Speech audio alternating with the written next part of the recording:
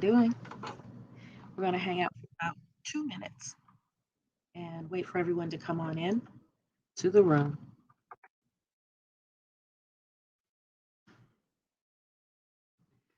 Writing part two. Writing part two.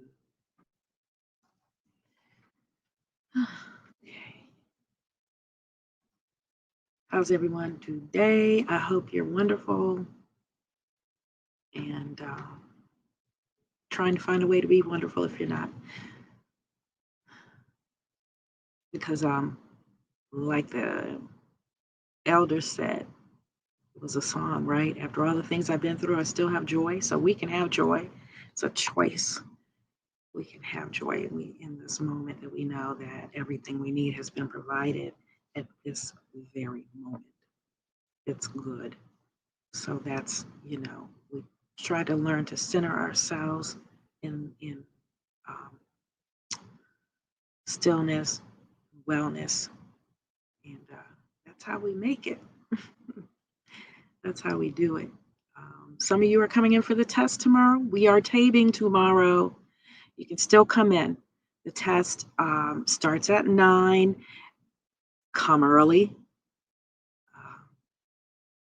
It's a indicator to tell you where you are in terms of being ready to pass the task exam. And so it's a good thing to do. Come in at 9. Uh, you're welcome. You don't have to pre-register. It's a good thing to do. So it's 11 o'clock. Let's go ahead and make it do what it do. So today in writing, we are talking about let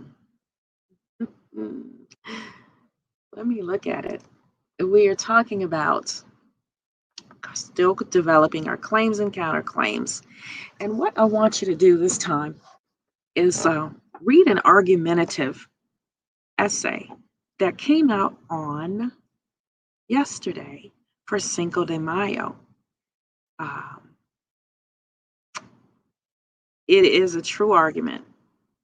And the fact is, the Cinco de Mayo is celebrated more in Mexico, more in the United States than in Mexico. Why is that? What is the true history of Cinco de Mayo? Is it being appreciated or appropriated in our country? Meaning, are we giving honor to this, which is not a significant holiday in Mexico? It's not Mexican Independence Day, but it was to commemorate a battle.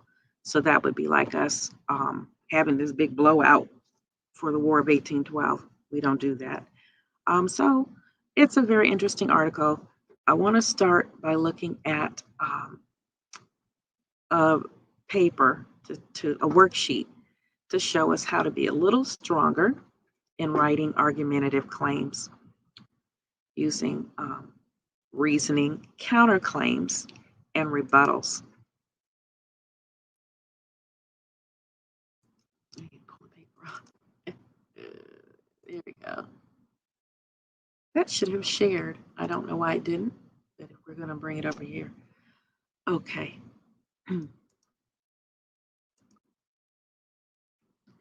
Actually, okay, let's take a look here. Let's look at example 1. Oh, well, this was our definitions, isn't it? So a claim is something that we're stating in an argument. It is our main argument. And then our reasoning is based on our evidence, right? Then we're going to give the counter argument that's going to be floating around out there. Whatever they say, you're going to come back strong and say, yes, I've considered that. However, but, and state your claim again and why it is the superior argument. So example 1, claim cell phones should be banned from schools. The reasoning is that they distract from learning, they're used for cheating, and they increase bullying. And kids can be hurt, for their phone. But the counterclaim, students should carry cell phones for emergency purposes. And the rebuttal is that there are plenty of other less disruptive ways for parents and students to communicate, especially with the help of the school staff. Back in the day, the parent would call the school if they had concerns, or the student would go to the main office if they needed to be in touch with the parent. So there's the rebuttal. And that is still supporting your number one claim, your claim up top, that cell phones should be banned from schools. Let's look at excuse me. Let's look at example 2 now. The claim: everyone should eat chocolate ice cream. And the reasons: it's an excellent source of calcium, it's an affordable treat, and it's delicious. The counterclaim is, don't be ridiculous. Many people are allergic to chocolate. And the rebuttal, this isn't so great, in my opinion, but the rebuttal is that today's ice cream manufacturers can use artificial ingredients to duplicate the flavor of chocolate. So people who are allergic may eat chocolate ice cream without risking an allergic reaction. Okay, that's great, but who wants to eat a food product that's full of fakeness? What are these artificial ingredients? How do they impact your health? What do they taste like? So maybe everybody shouldn't eat chocolate ice cream. You don't have to, but I will. And on that, let me give you a quick little note. A young guy working on a paper for college pointed out that many ice creams that call themselves vanilla are not vanilla. They do not contain any vanilla anywhere in the ingredients. And one of those is Wegmans. In their vanilla ice cream, there is no vanilla to be found. There's something called vanillin, which is synthetic. It is made in a lab, and that flavors vanilla ice cream. And another clue, I mean, it's expensive. It's a treat. Ben and Jerry's. It's the only one that has pure vanilla. So let's look at this. We're going to write a claim and a rebuttal and a counterclaim. Students should not be forced to wear uniforms in school.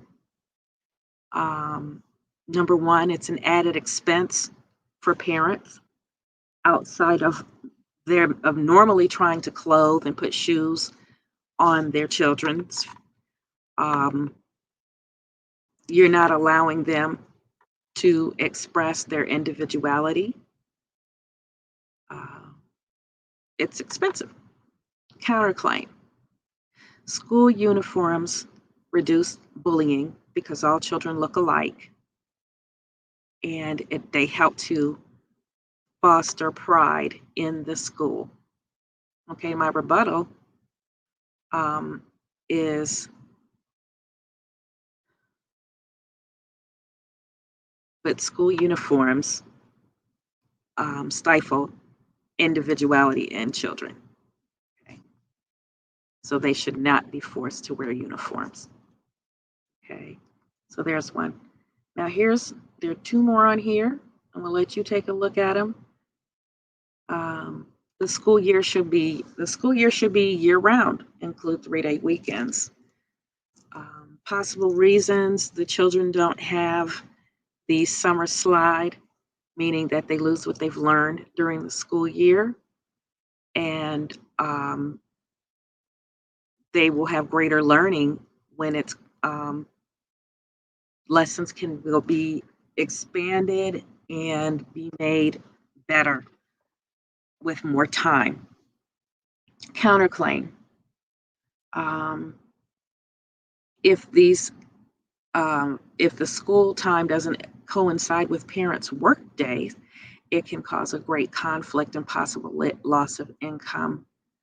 Rebuttal: yes, we've taken that into consideration, and we have also tried to be more flexible with vacations to coincide with national holidays. So there we go.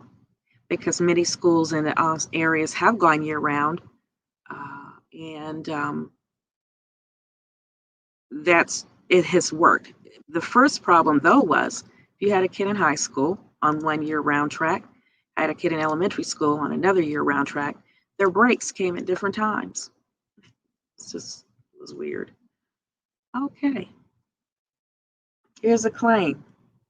Smokers should be issued a small fine when caught smoking cigarettes in public. The reasons are first-hand smoke.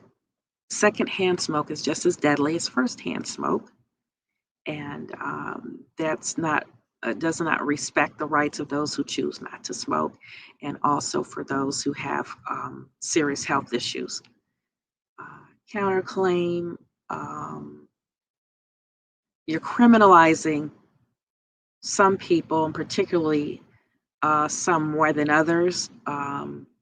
People of color tend to smoke more, and you're putting people in a pipeline by making them criminals. And then the rebuttal is, no, we think a fine might help people to want to try harder to stop smoking. That's a rebuttal. And then these that I've given, I'm not taking any side. Okay, so here we go. A claim is your thesis statement, your opinion or position on an issue. It's why you believe your claim to be true. That's your reasoning, and give 3 reasons. Don't sit there and give 1 reason. You got a weak argument, at least 3. And then your counterclaim is your argument against your claim. And then your rebuttal is your comeback. It refutes the counterclaim. You're weakening the counterclaim and supporting your own claim. That is your proof. And this is like your flat out, you're making your argument stick. Ooh, sorry about that. Where'd you go? All right. And finally, there's a couple more. Well, we've been through that. About the uniforms, they're uncomfortable, expensive, inconvenient. Students should wear uniforms, and research shows that students learn better by wearing what they choose. So here's some arguments here. Smoking in public, pedestrians with asthma, secondhand smoke, littering, and then smokers should not be bothered. And then smoking contributes to pollution. So there's some counterclaims. I read a few of them. So that's all we have for that. And finally, what I want you to do on your own is to read this article about Cinco de Mayo. It was posted in the newspaper yesterday. And it is not Mexico's Independence Day. And so read it, and about celebrating it, how some believe it's, as I said, it's not appreciated, it's appropriated, it's an excuse to get drunk off of cheap margaritas.